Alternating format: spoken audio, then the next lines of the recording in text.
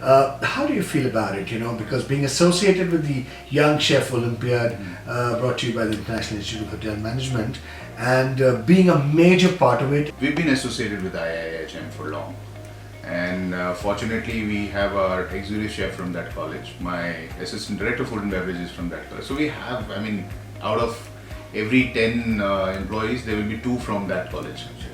So YCO, why we like it? Because you see yourself many years back when we started our career. But that time there was nothing like this for us.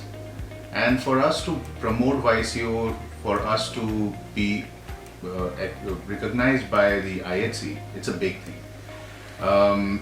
We supported it because we see that these are the future for our hotel companies, and whatever way we can, smallest way we can, we have always supported Dr. Bose and IHC and YCO for the past years as well.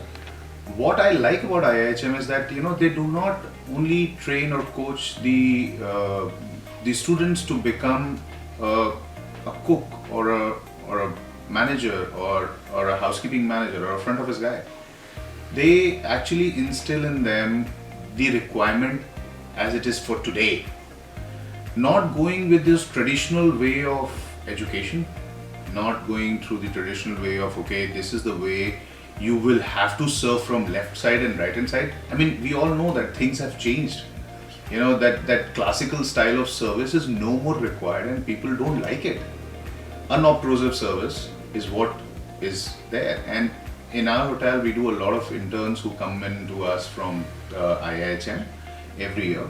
And we have seen some great personalities in there. Trust me, and I have no qualms in saying that. That there are only few colleges in India who have been developing their students as a whole package. Not only that, okay, this guy is good into this field, let him be drilled to become a great housekeeper. But academically, how far you can go academically, it is important to know what chemicals are being used. But if I put it in a simple word, they become street smart studying in IIHM. Absolutely. Yeah. So that's what is required for hospitality in today's time. You need to be street smart, you need to be presentable, you need to speak well, you need to have that passion of working in this industry. And I think Dr. Bose is doing a great job in bringing that talent out with the students. So what is your take on the International Hospitality Day, the coming together of minds of people in the hospitality sector, because that's your day? So Jimmy, I am not sure whether I should consider one day in a year as an International Hospitality Day. For me, every day is an International Hospitality Day, and the kind of hard work which has been put in by a team